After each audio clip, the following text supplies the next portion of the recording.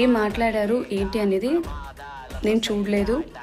In fact చెప్పాలనంటే నాకు నిన్న evening నా ఫోన్ నా చేతిలోకి వచ్చింది. నిన్న ఈవినింగ్ దాకా నా ఫోన్ నా దగ్గర లేదు.